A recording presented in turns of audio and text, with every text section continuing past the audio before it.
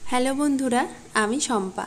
আমার এই ছোট্ট চ্যানেলে তোমাদের সবাইকে জানাই অনেক অনেক শুভেচ্ছা আর ভালোবাসা। আবারও একটা নতুন ভিডিও নিয়ে এলাম। তোমাদের কেমন লাগছে ভিডিওগুলো আমাকে কিন্তু অবশ্যই কমেন্ট করে জানিও।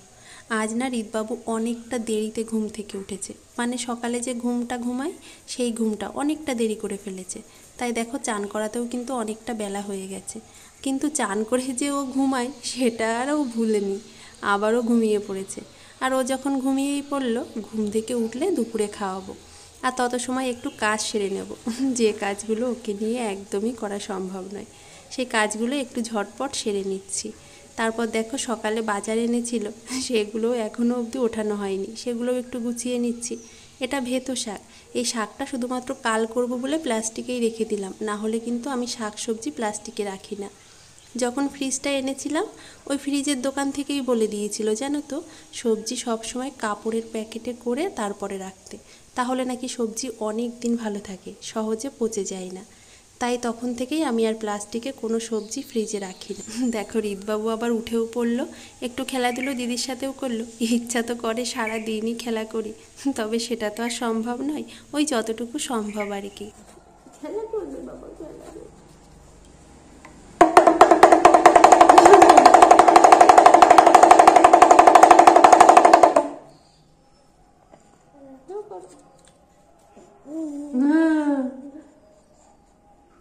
বাজছে না।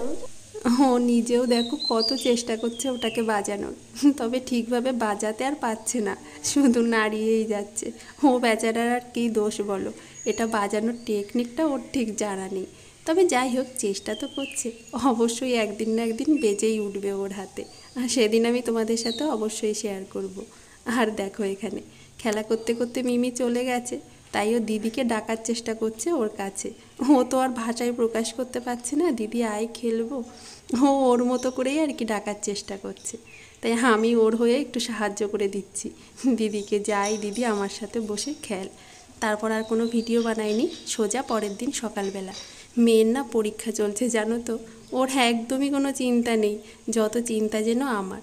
একদিক থেকে মনে হয় বেশ ভালোই আছে ও, এত ছোট বয়সেই যদি চিন্তাটা মাথায় ঢুকে যায় তাহলে আর ছোটোবেলাটা ঠিকভাবে কাটাতে পারবে না। তবে মাঝে মাঝে মনে হয় যেন এখন একটু নিজের ভাবনাটাও ভাবলেই বোধহয় ভালো হয়। ওকে সকালে দিয়ে এসে তারপর একটু দেখো এবার কাজ সেরে নেব। তার আগে একটু আবার তোমাদের ফুল দেখাতে লেগে পড়লাম আমি। ফুল গাছগুলো না অনেক দেরিতে লাগিয়ে ফেলেছিলাম জানো তো, সবার বাড়ি ফুল হয়ে কিন্তু শেষও হয়ে গেল, আমাদের এখনও ডালিয়াতে ফুল হলো না ঠিকভাবে। Good morning.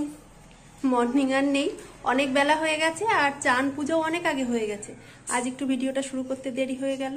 চলো রান্নাঘরে ঢুকে পড়বো। আর সকালে যে মিমিকে স্কুলে দিয়ে এলাম সেটা তো তোমাদের দেখিয়েই দিয়েছি, আর ঈদের সাথে একদম লাস্টে দেখা করাবো এই রান্নাবান্না সেরে। তারপর আজ রান্না করব এই যে উচ্ছে কুমড়ো আর আলু দিয়ে একটা তরকারি, যেটা খেতে কিন্তু ভীষণ ভালো হয়। আর জানো তো, এই রান্নাটা কিন্তু আমার বাবার বাড়ির রান্না, এই বাড়ির কেউ আগে কখনো খায়নি, আমি বিয়ের পর প্রথম এ বাড়িতে এসে করেছিলাম, যেটা সবার ভীষণই পছন্দর। এই যে একটুখানি রাঁধুনি আর সর্ষে, এটাই হলো আসল মশলা। রাঁধুনিটা দিলে সব থেকে ভালো হয়, তবে বেশিরভাগ সময় আমি কিন্তু শুধুমাত্র সর্ষে দিয়েই করে থাকি, সেটা খেতেও বেশ ভালো লাগে। রান্না হয়ে গেল মাছের ঝোল, শাক, আর তার সাথে উচ্ছের তরকারি। না করলে একবার করতে পারো, খেতে খুব ভালো হয়। তারপর রিতবাবুকে চান করিয়ে দেবো, তেল মাখিয়ে নিচ্ছি।